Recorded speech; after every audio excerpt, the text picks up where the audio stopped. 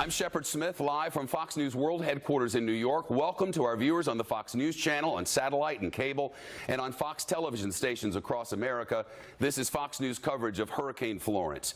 The storm made landfall this morning near Wrightsville Beach, North Carolina, but FEMA officials warn, and I'm quoting, "This is only the beginning." Hundreds of rescues are underway right now. The storm has knocked out power to more than, and this is a new number, 500,000 people across North Carolina. Forecasters say the threat of catastrophic flooding is underway now, and they expect a threat of catastrophic flooding for days to come as rivers could reach historic levels. A live look, New Bern, North Carolina, on a river not far from the Outer Banks. I'll show you more on this in a moment. There have been more than 200 high water rescues there, and the mayor says more than another 100 people are still waiting for rescues as the entire area is flooded. I'll show you why in a minute. About 40 miles north and east of New Bern is Belhaven, North Carolina, also on a river. It's in the upper right of your screen here. The storm surge was forecast to be up to 6 feet in this area, and it's proving most likely true. A gas station in Topsail Beach, a familiar scene from hurricanes, even though Florence weakened to a Category 4, or from a Category 4 to a Category 1 by the time it made landfall. The winds were still powerful enough to rip down this canopy over the pumps. And a view from space this morning. Hurricane Florence made landfall near Wrightsville Beach, North Carolina, just outside Wilmington. Over on the wall, I can show you the latest track for this storm. The scary part of it now is they had told us it would slow down, and it has. Hurricane Florence now moving along at just 4 miles an hour, about the speed that you and I might walk down the street if we weren't in a hurry to get anywhere. That's how slowly it's moving. The radar loop will show you where the worst of the rain is now, if we can switch over to that. The local radar loop, again, this is a satellite view. The radar loop comes from ground stations, and this gives you an idea of where all the rain is. Here's Charleston, South Carolina down here, and Kill Devil Hills and Cape Hatteras at the top. So just a steady stream of rain everywhere with those counterclockwise winds just pounding the coast to the north, and then down below the center of circulation, because the winds are coming in this direction, some of those rivers emptying into the Atlantic Ocean as this storm moves south, which the meteorologists tell us it will. Those winds will begin to come from the east, and that'll fill those rivers back up with brackish water, and that's a serious concern moving forward. I want to show you the areas of greatest concern on this map. This is obviously the eastern seaboard. Here's where the storm is right now, just below Wilmington, and all of this moisture and all of those rain bands moving in that direction. I want to bring you in closer now. This is Wilmington, where the storm is now. Right here in Wilmington, there's the storm, and here's a little town of New Bern with all of this water and wind coming in that direction. If we zoom into New Bern, I can show you that it's right on the Neuse River. So all of this rain and water has come moving up into the Neuse River, and there's the town of New Bern. A live look in New Bern now. This is the spot where the mayor tells us that there have been more than 200 rescues on this day already, and more than 100 people are waiting to be rescued right now. They're trying to get folks in from the Cajun Navy, which has come up, that volunteer group from down in Louisiana. A lot of work to be done there throughout the day. Look at these rainfall totals.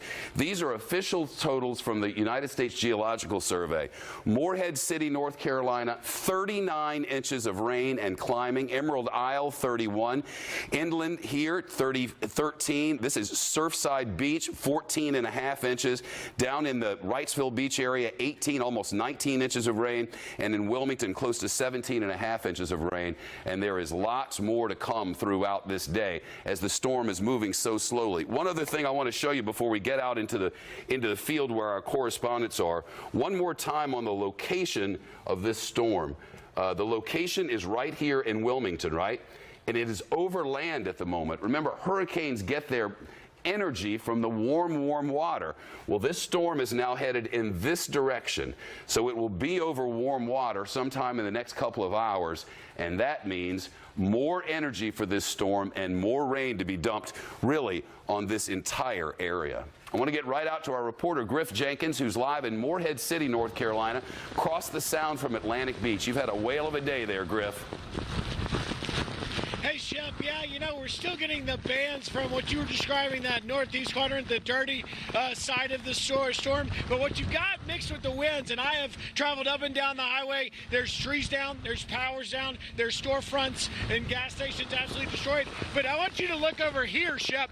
This is the Bogue Bay. This is the bay. We are parallel to Atlantic Beach, which is a barrier island here, parallel to Morehead City, and that is the Sound. Now, about 3 or 4 or 5 feet below those stanchions and chains was where the water used to be. Now you can see the water is here. This is Evans Street. Now, Evans Street is flooding by about a foot and a half, and it's parallel by just about 100 yards. I'm going to try and turn my cameraman here up there. You can see that's Highway 70.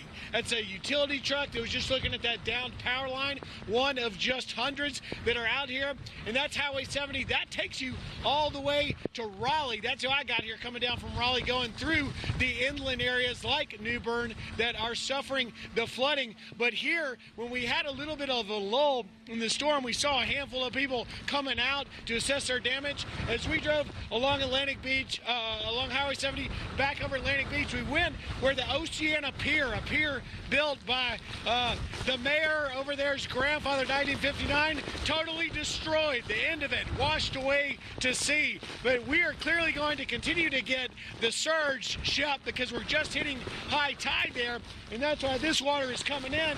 And as it gets onto Highway 70, and we've seen flooding already on this track, it's making it very difficult for the first responders, utility trucks, and anyone else to operate out here. Of course, people that chose to stay here, they're not going anywhere at this point. But one thing, just a little anecdotal of the changing of this storm and the continuation of the deadliness and the danger here. We had gone down the street with our crew just to shoot a few things, took shelter under a building. About 20 minutes later, we came back and it had been crumbled. So the wind effect, while downgraded from a 4 to a 2, as you were saying, not to be undermined, because it's certainly having an impact here as we continue to see the winds and the surge add to the excessive flooding and the rainfall that's already mounting up. And we're going to have a much longer day. Shep? Indeed you are. Morehead City with a lot more to come. Griff Jenkins out in the weather for us. Griff, thanks. Let's get right to Dana Outlaw, who's the mayor of New Bern, North Carolina. This is a live look in New Bern as the water has really overtaken this. Dana, it's my understanding that all this water has come right up the river and just inundated your town. We had about 10.5 feet. It's gone down some now. The concern is we're waiting to see what happens with the tide at about 1 o'clock. Well, we know that I've just gotten an update that this storm is now moving. Forward progress is up to 6 miles an hour. As slow as that is, it's half again as fast as it was an hour ago. So it's on the move, but it still looks like you're going to get rain and heavy winds, Mr. Mayor, for the better part of half a day here. We got out this morning and took a look and decided to do a 24-hour curfew because we have so many trees and limbs down. And the concern is that with the 10.5 feet of water coupled with 20 to 40 inches of rain, that the ground is so saturated that other trees are going to blow over. And we have power lines already down, and we are still trying to rescue about 150 residents that did not evacuate, and we are now going in with water rescues to get these folks to a shelter. The mayor, Mayor Dana Outlaw, who is on the phone with us, the mayor of New Bern, North Carolina, where more than 200 people have already been rescued. Mr. Mayor, it's my understanding from from local reports that many of these residents have had to seek higher areas, and that means some are in their attics and some are on their roofs. Is that right? That's correct. I actually talked with a lady last night. Her mother was in an attic, and we could not get to the residents by vehicle, and so we have rescued her now. The lady texted me and let me know that her mother has been rescued. But we've actually had some situations this morning to where now that folks have realized they should have evacuated, they call 911. We've had over 1,200 calls in 12 hours. They call, and then when the water goes down a little bit, they're like, well, you know, it's going to be all right. And they cancel the 911, and we don't know what this hurricane's going to do. Yeah, I was going to say, you've got a town of 30,000 people, and that many people stayed behind. My understanding is the Cajun Navy's down there and a lot of volunteers. What do you know? Oh, they are great. I got a chance to meet some of them. This is not a time to be a riverboat gambler. Get an evacuation. Get in a shelter or go west of I-95 and get out of this storm. I mean, people's lives is much more important than whether or not they take time to evacuate. Since Hurricane Katrina and the horror show that it was, witnessing so many people who very sadly died in their attics because the water rose so far and they didn't have a way out. The first thing you tell people is if you have to end up in your attic, you got to cut a hole in it so you have a way to get out of there. You don't know of people who are trapped with water up in their attics, do you? It's not that high, right? I don't think we have any more of those anomalies. I think that we have been able to reach that particular case. There are other ones where people have gotten on the roof. We went out yesterday. We've been working this thing for 48 hours. We had plenty of window time. We took a fire truck out with a public address. We took a National Guard truck behind it. We took 2 New Bern recreation buses. Some of the aldermen actually got out and physically knocked on doors. And we've done everything from Twitter to Facebook to media, everything to get the message out. This was a Category 4, but the storm surge of 10.5 feet has really been the damaging part. We have about 300 commercial buildings that have been damaged. We have about 4,200 homes that have been damaged at this point. How many again? 4,200 homes that we know are probably damaged, and about 300 commercial improvements. We had somebody that pulled up and got under a canopy of a commercial building for a few minutes, got in the car, left, came back by about 10 minutes later, and the whole canopy had collapsed. So, again, this is dangerous time in New Bern. Power lines are down. They might be energized. We have 22,000 customers. We have only 300 that have power right now. Give the city a chance to get these roads cleared. And as soon as these winds subside, let's get our power crews in where they're out of harm's way, and we can get those lines back up, get that power restored, get this city cleaned up, and be doing business, because we are one of the most popular cities in the United States of America. We're rated in every magazine you read. Everybody wants to come to New Bern, so come see us. Mr. Mayor, on the west bank of the Neuse River, right off the Atlantic Ocean, you've experienced storms and plenty of them over time. Have you ever seen it quite like this? No, sir, I have not. But what's happened in New Bern is that there's a certain complacency that for about 30 years there have not been any major hurricanes. Irene, a couple of years ago, got 7 to 8 feet of water. This one was 3 feet higher. And so, I think people just have gotten somewhat comfortable with the fact that we do have hurricanes come in. They stay for a half an hour as far as the storm surge. We get some 40-mile-an-hour winds or something, and they're gone. And it gets you feeling a little comfortable that you can deal with it. But when all these Euro models and everything else are telling you that you've got the potential of a Category 4 or 5 on top of 20 to 40 inches of rain, it's time to hit the road. Well, Mr. Mayor, I hope for all their sakes that a lot of people are able to be rescued, and I'm guessing they won't take it lightly again. That's been my experience after living through it. Mayor Dana Outlaw of the town of New Bern, population 30,000 or so along the Neuse River in North Carolina. We sure do appreciate it. These live pictures coming to us from New Bern, multiple live pictures as you can see here, and the water just keeps coming. That initial storm surge is the 10 feet he was talking about, and then along the coast, New Bern isn't on the coast, it's up the river, but along the coast, they also had about 15-foot waves on top of that.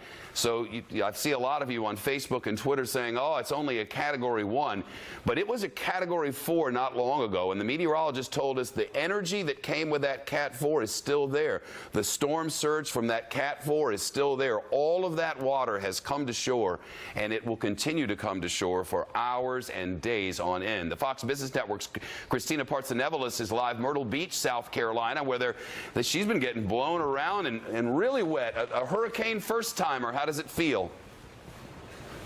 Definitely, well, I don't want to admit that it is quite exhilarating to be out here, but trust me, we are keeping it very safe because it's very dangerous. The debris has started to start flying everywhere. Fortunately, I just spoke to some police officers that were on the street. They said that they haven't had any accidents just yet. You're seeing some boarded property up here behind me. The recorded miles per hour in terms of the wind is at 51 miles per hour in this area. You can even see, if you look up, the shingles on this little roof here. I don't know, it's like a little cabana shack next to the beach for, you know, the party goers that come here in the summer. Clearly not here right now, because who would be out in the rain except for reporters for Fox Business and Fox News. What you're seeing right now, ocean, you had just mentioned, some people are saying, hey, it's not that big of a deal because it's been downgraded to a Category 1. But think that this hurricane is moving incredibly slowly. When it was over in the ocean, it was accumulating moisture. Now it's moving inland. It's already inland. We're expecting to get it way worse than this in just a few hours. We're expecting flash floods. So far, within just this district, it's the Horry district, there's about 15,000 homes. That was the latest stat I saw about an hour ago. 15,000 homes that have lost power in the entire South Carolina. We're looking at least 54,000 homes that have lost power. People have been asked to stay inside. There was a massive police vehicle before that was riding around, and he didn't know I was a reporter, got mad and told me to get back in the car through a speaker because of the danger of the debris. So overall, what we're seeing is just these torrential rains. And this, I was speaking to Sandra Smith on Fox News earlier this morning. It wasn't even that bad. It was barely any rain. Now it's coming. It's coming. I know it's going to be coming hard.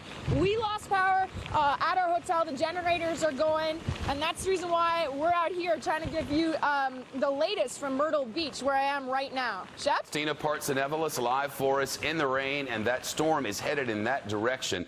The latest coordinates and the latest information from the National Hurricane Center is this: still a powerful Category 1 storm with maximum sustained winds at 80 miles an hour.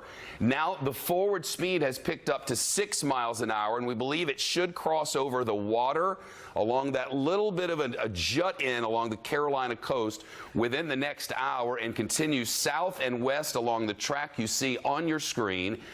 It's believed that the storm surge and heavy rain will continue today, tonight, tomorrow, into Sunday and beyond. For those of you watching on Fox television stations across the nation, we'll return you to your regular programming. For our viewers on Fox News Channel, on satellite and cable, our coverage continues next on America's Choice for news and information on cable.